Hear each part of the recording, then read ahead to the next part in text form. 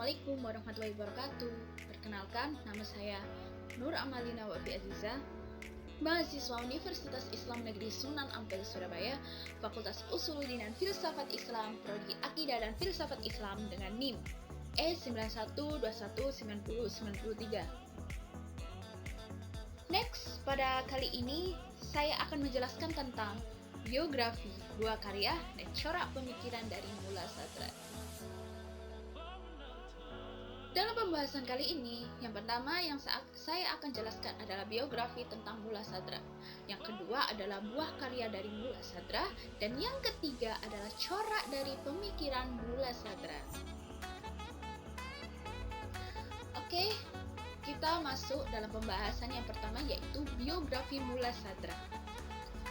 Mula Sadra yang mempunyai nama lengkap Muhammad Ibnu Ibrahim Yahya Qawamin Shirazi dan sering disebut juga dengan Sadr al-Ad-Din al-Shirazi atau akun Mula Sadra.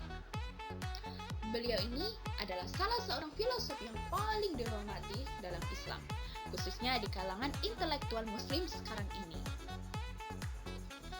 Mula Sadra dilahirkan pada tahun 979 Hijriah atau 1572 Masehi di Shiraz, Persia Selatan, dan meninggal dan dikuburkan pada tahun 1050 Hijriah atau 1640 Masehi di Basrah.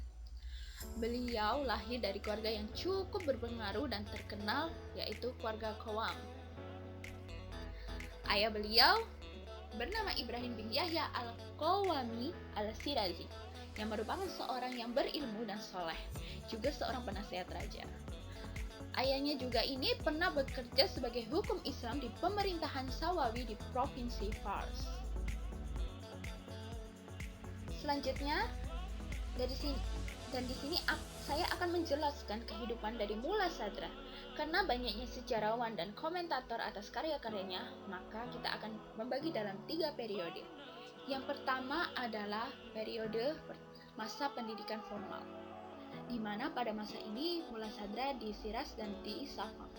Perlu diketahui bahwasanya selama berabad-abad sebelumnya kemunculan dinasti Sawawi, Shiraz ini sudah menjadi pusat filsafat Islam dan disiplin tradisional lainnya. Pada posisi ini terus berlanjut pada masa abad ke-10 atau ke-16. Meskipun begitu, fungsinya tidak lagi sehebat sebelumnya. Maka di masa tradisi pendidikan inilah Mula Sadra memperoleh pendidikan awalnya. Setelah itu, merasa tidak puas dengan yang diperoleh di Shiraz, Mula Sadra berangkat ke Isfahan.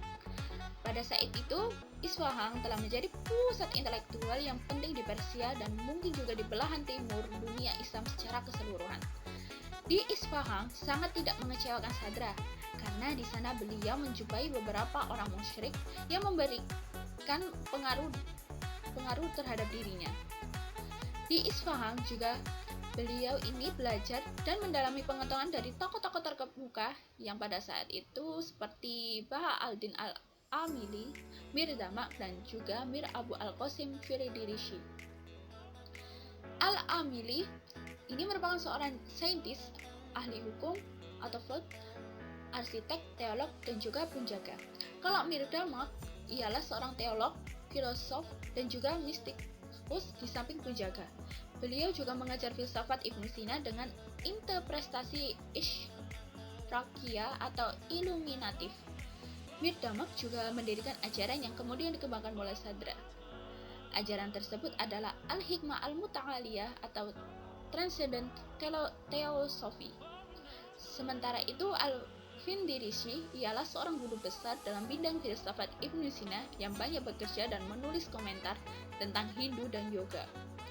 Dalam bimbingan para tokoh mursyid tersebut, Mula Sadra dengan cepat menjadi tokoh yang berwibawa dalam bidang ilmu keislaman dan kemudian mencari peringkat yang lebih dari gurunya sendiri. Yang kedua adalah masa pelatihan spiritual. Setelah pada masa periode formal studinya, Mula Sadra uzlah dari masyarakat dan kehidupan kota sekaligus. Beliau ini memilih mengasingkan diri di desa kecil Kahang, tidak jauh dari kota suci Kam. Pada periode ini ditandai dengan kesibukan Mula Sadra yang kian meningkat dengan kehidupan kontemplatif dan juga merupakan tahun-tahun yang meletakkan dasar-dasar bagi kebanyakan karya utamanya. Pada periode ini juga ditandai dengan periode panjang meditasi dan praktik spiritual yang menyertai dan melengkapi studi formalnya. Selama periode ini tercapainya pengetahuan yang kemudian mengkristal dalam banyak karyanya. Muladhara latihan adalah satu keperluan asah dan penting bagi mereka yang bercita-cita untuk mencapai rahasia ilahi dan menghirupkan udara suci ilmu hakikat yang dinamakan hikmah ilahi dan juga ilmu ilahiyat. Muladhara menjalani kehidupan menjadi ini dalam jangka waktu kira-kira 7 tahun. Tetapi ada sumber lain yang mengatakan 11 tahun, ada juga yang menyatakan 15 tahun. Muladhara ini mengabdikan dirinya dengan renungan kalbu dan latihan rohani lainnya, sehingga akhirnya keluar dari persemadiannya sebagai seorang hukama yang jiwa metafisiknya bukanlah lagi pemahaman akal, namun yang diturunkan sampai ke hati. Kemunduran dari Muladhara dari kehidupan ramai adalah didorong oleh kekecewaannya terhadap orang sezamannya yang sudah kehilangan sifat terpujinya, berperilaku tidak beradab, dan kehilangan sifat intelektual. Kaum intelektual ini juga hanya terlihat secara lahiriah saja, namun senantiasa melakukan keburukan dan kejahatan. Maka dari itu, para mutakalimun telah keluar dari logika dan juga keluar dari kebenaran, sedangkan para fuqaha telah kehilangan rasa penghambaan dirinya, menyimpang dari kepercayaan terhadap metafisika yang sifatnya taklid dan menyangka kebenaran Darwis. Di samping pengunduran dirinya tersebut juga didorong oleh rasa ketidakpuasan terhadap kebenaran filosofis yang sumbernya dari metode rasional, yang menurutnya sifatnya dangkal dan tidak dapat mencapai kebenaran yang hakiki, dan perasaan bersalah karena dia begitu tergantungkan pada kemampuan intelektualnya sendiri dan bukan menghambakan diri kepada kehendak dan kekuasaan Tuhan dengan jiwa yang suci dan ikhlas. Dan yang terakhir ini adalah periode ketiga, yaitu masa mengajar dan menulis.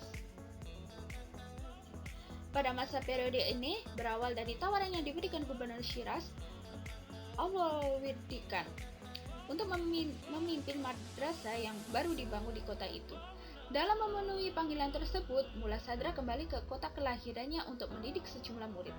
Dalam perwatakan dan ilmunya menarik perhatian pelajar dan jauh dari dekat dan menjadi Syiraz kembali sebagai sebuah kota pusat ilmu seperti dulu. Dalam pusat kajian Khan atau madrasah Khan menjadi sangat masyhur hingga ia menarik perhatian pengembara luar. Thomas Herbert, pengembara abad ke-11 Hijriah atau 17 Masehi yang pernah melewat ke Syiraz semasa hidup Sadra, menulis bahwa Syiraz terhadap perguruan yang mengajarkan filsafat, fisika, kimia, astrologi, dan matematika yang menyebabkan termasyhurnya di seluruh Persia. Dalam karirnya sebagai guru, Muladhara telah berhasil melahirkan sejumlah murid terkemuka yang memiliki peranan penting di dalam aktivitas filosofis di Persia. Ada dua murid yang paling terkemuka yang perlu disebutkan karena karyanya mereka masih tetap dikaji hingga kini, yaitu Mullah Abdul Razak Lahiji dan Mullah Muhsin Faid Kashani. Di samping tugasnya sebagai pendidik di madrasah Khan yang didahului selama 30 tahun, beliau juga banyak menulis karya-karyanya. Dalam sepanjang periode ini, Muladhara melakukan beberapa kali perjalanan haji ke kota Mekah yang kesemuanya dilakukan dengan berjalan kaki. Intensitas kesalehannya tidak hanya semakin meningkat, tetapi bahkan semakin tercerahkan melalui pandangan spiritual yang dihasilkan dari praktek spiritual selama bertahun-tahun. Meskipun dengan kesibukannya sebagai penulis dan guru, ia juga ternyata tidak menghalangi untuk menunaikan ibadah haji ke Mekah. Bahkan dalam perjalanan pulang dari hajinya yang ke-7, Muladhara jatuh sakit dan meninggal. Beliau dikuburkan di Basrah dan makamnya sangat termasyhur di kota tersebut.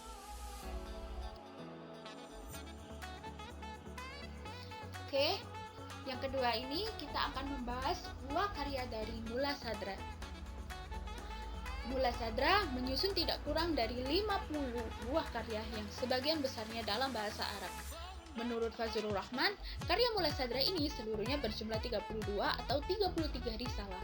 Kebanyakan karyanya ini diterbitkan sejak seperempat terakhir abad ke-19, lebih dari satu kali, sedangkan risalah yang lebih kecil belum tentu diterbitkan. Dari keseluruhan karya Mulla Sadra itu, ada yang berusaha membaginya menjadi karya murni bersifat filosofis dan karya yang bersifat religius, berdasarkan tema sentral yang digandungnya. Karya-karya Mulla Sadra tidak hanya merupakan khazanah mistikal dan pandangan kosmologisnya, serta penjelasan tentang eskatologi yang telah ditemukan dalam sejumlah teks-teks filsafat Islam, tetapi juga menghubungkan pandangan-pandangan berbagai ajaran pikiran Islam maupun pra-Islam. Di sini akan dipaparkan sebagian dari karya-karya utama dari Mulla Sadra, antara lain yang pertama, Al-Hikmah Al-Muta'aliyah fil Asfar Al-Aqliyah Al-Arba'ah, atau Hikmah Muta'aliyah tentang 4 perjalanan akal pada jiwa. Dalam karya ini merupakan karya yang paling fundamental dan monumental.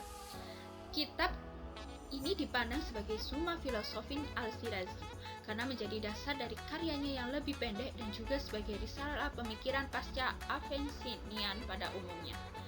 Di dalamnya memuat simbol-simbol pengembaraan intelektual dan spiritual manusia ke hadirat Tuhan. Juga memuat hampir semua persoalan seperti ilmu kalam, filsafat, tasawuf. Dan dalam pengajiannya menggunakan pendekatan morfologis atau metafisis dan juga historis. Sampai saat ini di Iran, Aswad digunakan sebagai teks tertinggi dalam memahami hikmah dan hanya dibaca oleh mereka yang telah memahami teks-teks standar ilmu kalam, filsafat peripatetik, teosofis, israfki, dan dasar-dasar ajaran irfan.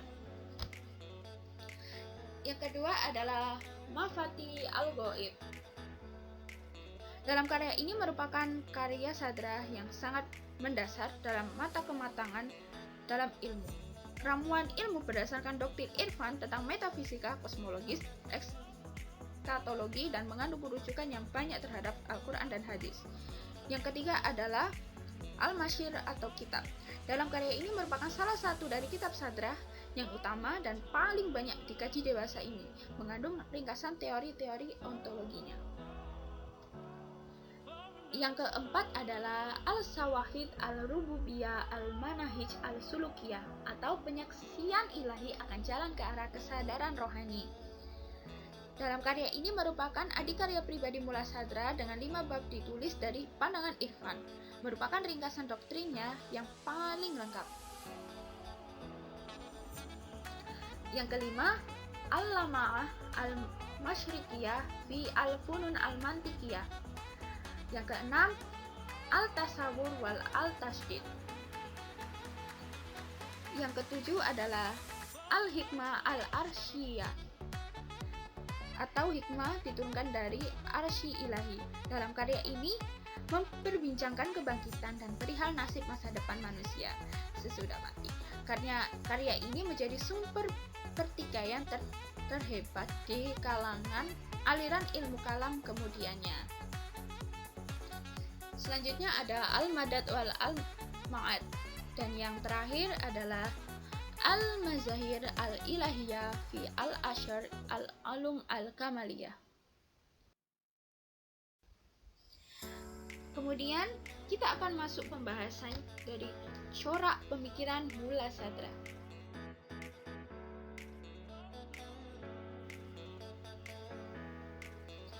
Hal yang pertama digeluti oleh Mulla Sadra adalah persoalan metafisika yang didasari oleh pertanyaan-pertanyaan tentang keberadaan Tuhan. Persoalan esensi dan eksistensi menjadi tema sentral dalam uraian filsafatnya. Filsafat Mulla Sadra dinilai mampu mempertemukan beberapa aliran filsafat yang berkembang sebelum Mulla Sadra. Aliran-aliran itu secara umum dikelompokkan menjadi: yang pertama adalah filsafat iluminasionis. Yang kedua adalah irfan atau mistisisme Islam. Yang ketiga adalah kalam atau teologi. Yang terakhir adalah aliran peripatetik. Penggelutan Mulla Sadra dengan esensi dan eksistensi Allah melahirkan sebuah sistem filsafat yang tertata. Sadra menggunakan istilah al-hikmah, al-muta'aliyah atau filsafat transendental yang merupakan sinonim dari istilah filsafat tertinggi atau lebih dikenal dengan filsafat hikmah.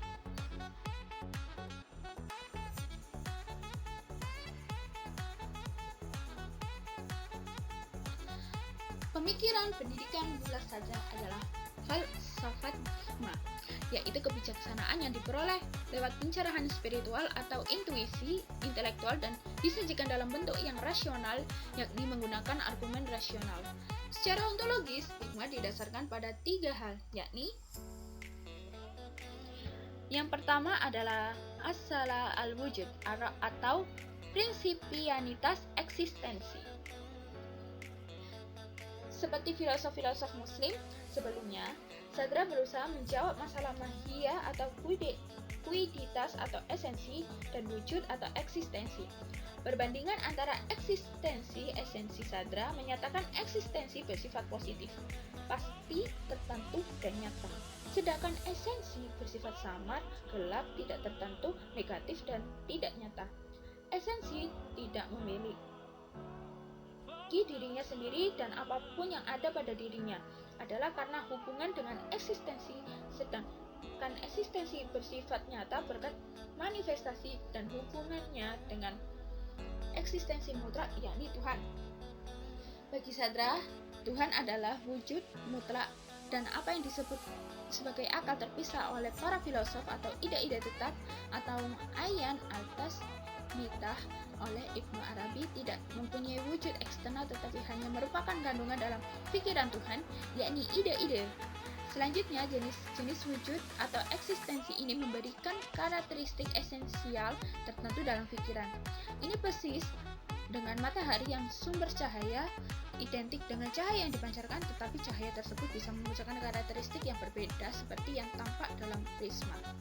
Yang kedua itu adalah tasdik atau gradasi wujud.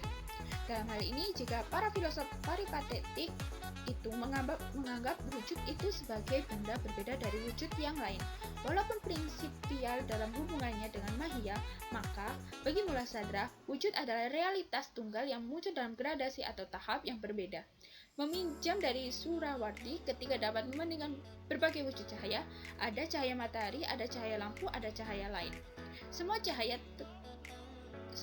itu tetapi dengan predikat yang berbeda, artinya begitu pula ada Tuhan, ada manusia, ada binatang, ada batu, semuanya satu wujud, satu realitas, tetapi dengan berbagai tingkat eksistensitas dan manifestasi. Gradasi ini bukan pada mahiyah tetapi pada wujud, bukan pada kuiditas tetapi pada eksistensi. Tahap paling tinggi dalam hierarki wujud ini adalah wujud Tuhan atau Tuhan yang maha tinggi, dan tahap yang paling rendah adalah materi awal yang menjadi bahan segala bahan atau mahda al-mawad atau hayulah. Yang terakhir adalah gerak substansial atau al-harakah al-jauhariyah. Pada hal ini mula sadra berpendapat bahwa gerak tidak hanya terjadi pada 4 kategori aksiden, yang kuantitas, kualitas, posisi, dan tempat. Akan tetapi, gerakan juga terjadi pada substansi. Ketika melihat dalam dunia eksternal perubahan benda material dari keadaan yang satu ke keadaan yang lain. Buah apel berubah dari hijau, kemudian kuning, kemudian merah. Ukuran, rasa, berat juga selalu mengalami perubahan. Karena keberadaan aksiden bergantung pada keberadaan substansi, maka perubahan aksiden terkait dengan perubahan substansi juga. Semua benda material berubah dalam hubungan ini. Sadra mempertahankan sifat hudus atau kebaharuan dunia fisik. Sifat tidak permanen dari esensi materi dan waktu sebagai dimensi materi keempat, yakni sebagai satuan ukuran kuantitas gerak.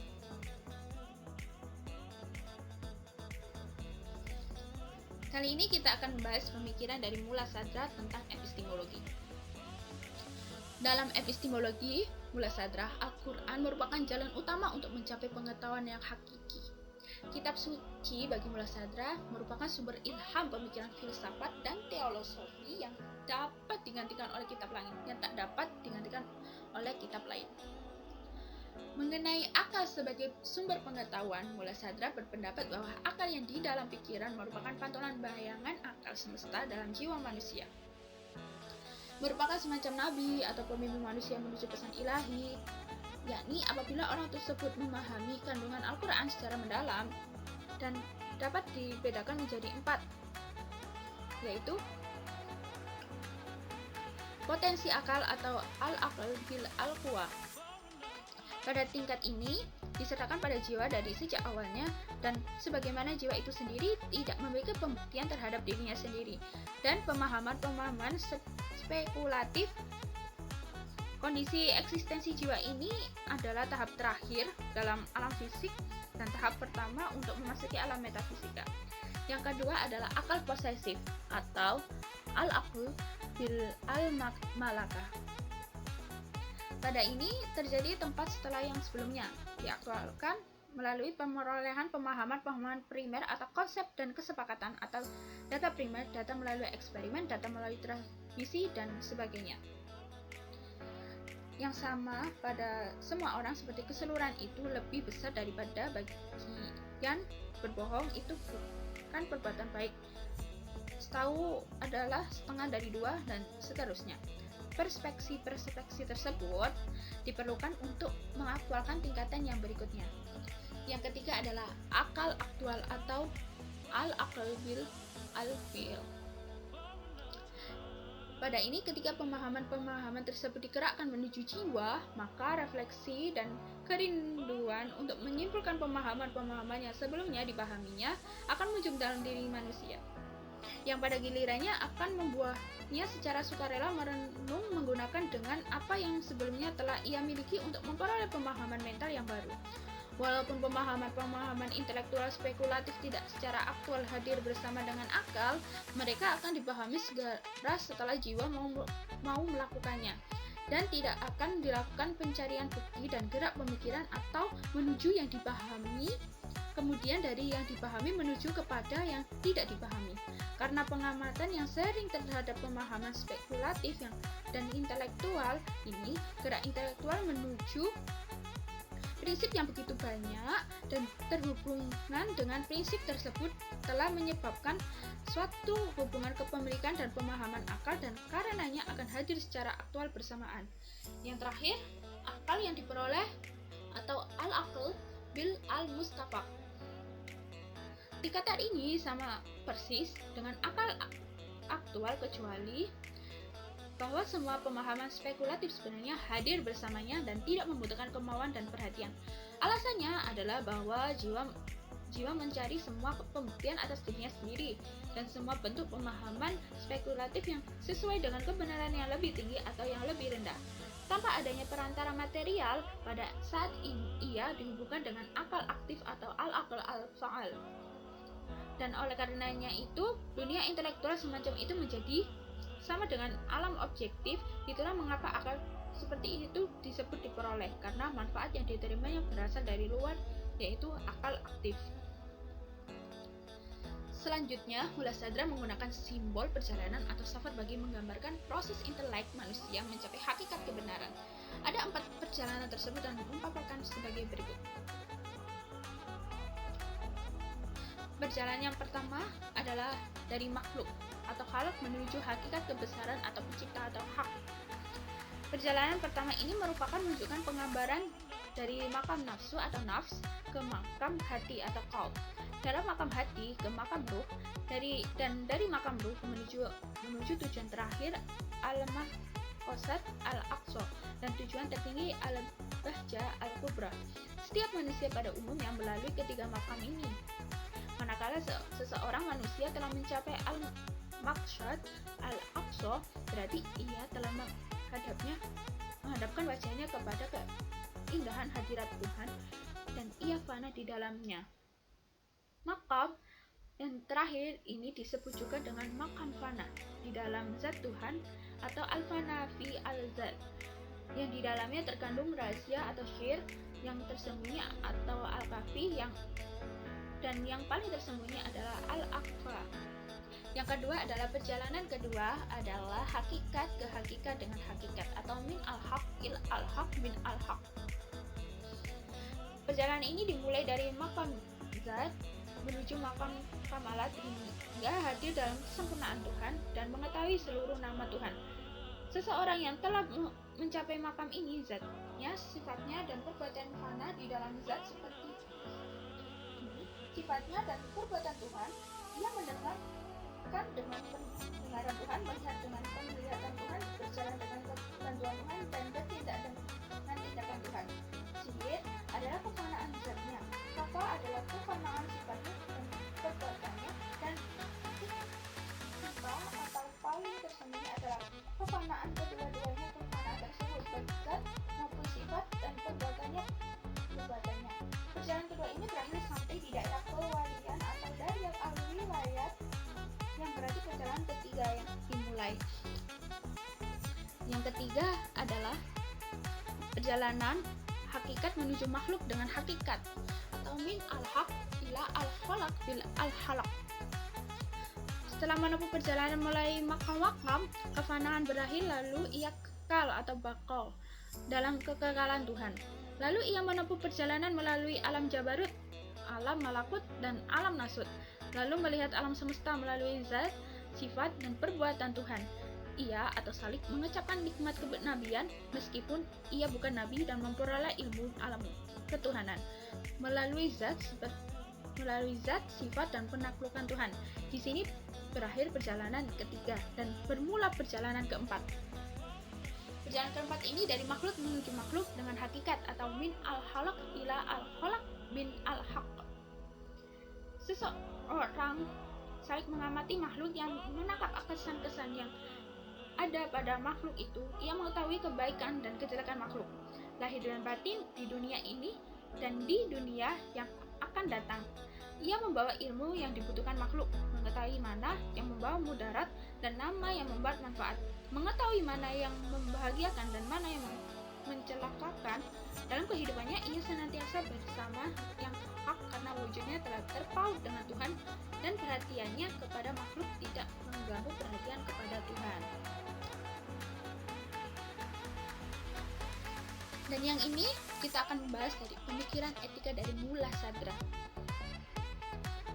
Era modern di satu sisi menawarkan manusia kemudahan hidup dalam segala hal, namun di sisi lain kenyataan menunjukkan bahwa masyarakat dunia secara umum telah mengalami krisis multidimensional termasuk moral dan spiritual, sehingga pada akhirnya menggiring umat manusia ke arah kehampaan nilai-nilai untuk kemudian terasingkan dari poros eksistensi.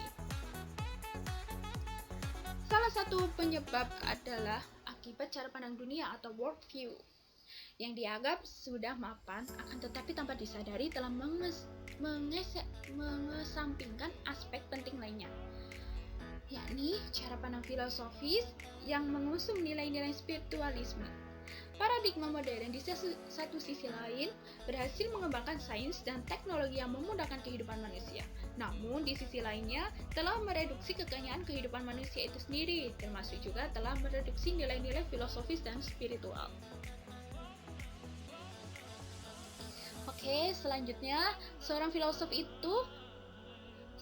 muslim bernama Mullasadra ini dengan pemikiran-pemikiran dalam filsafat hikmah yang brilian dan orisinil mampu menjawab semua tantangan itu.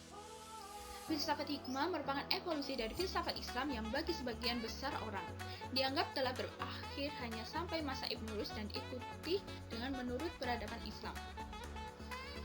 Etika bersama politik dan ekonomi dan khazanah pemikiran Islam biasanya dimasukkan dalam apa yang disebut sebagai filsafat praktis atau al-hikmah al-amaliyah.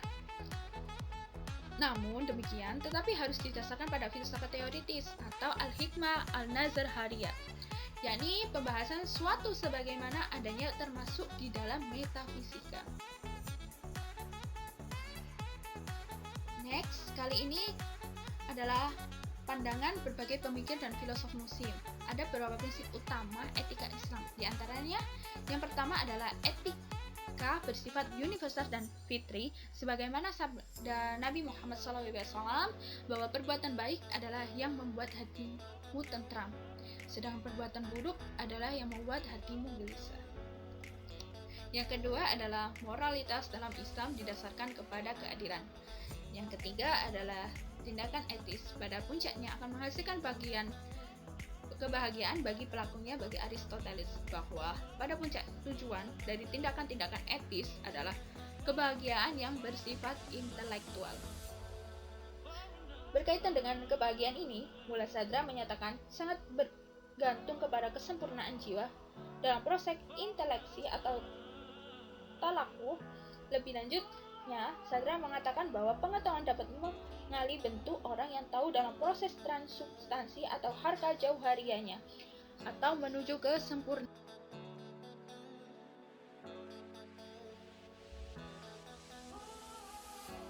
Dan selanjutnya, di sini juga ada 3 akar kejahatan yang dapat merusak jiwa, yakni sebagai berikut. Yang pertama adalah kebodohan yang tentang pengetahuan diri yang merupakan realitas manusia. Yang kedua adalah keinginan terhadap kedudukan, uang, serta kecenderungan kepada hawa nafsu. Dan yang ketiga adalah godaan jiwa yang memerintah atau nafs al-amarah yang menunjukkan keburukan sebagai kebaikan dan kebaikan sebagai keburukan. Menurut Muladhara ini, bahwasanya berfilsafat sama maknanya dengan hikmah. Ia mendefinisikan filsafat sebagai kesempurnaan jiwa manusia melalui pengetahuan terhadap realitas segala sesuatu yang ada sebagai mana adanya, dan pembenaran terhadap keberadaan mereka yang dibangun berdasarkan bukti-bukti yang jelas, bukan atas dasar persangkaan dan sekedar mengikuti pendapat orang lain, sebatas kemampuan yang ada pada manusia selain rangka mencapai keserupuan dengan Tuhan. Muladhara memandang hikmah itu ada dua aspek, yaitu aspek teoritis dan praktis. Buah dari pengetahuan hikmah menurut Muladhara adalah perbuatan baik dengan tujuan agar tercapai superioritas jiwa terhadap badan dan badan tunduk kepada jiwa, sebagaimana diisyaratkan Nabi SAW bahwa berakhlaklah kamu dengan akhlak Allah. Dengan pengetahuan itu bisa menjadi sarana yang membebaskan manusia dan keterikatan terhadap hal-hal yang bersifat material dan duniawi, dan juga mengantarkannya kembali kepada asal-usul penciptaannya, yaitu alam ketuhanan.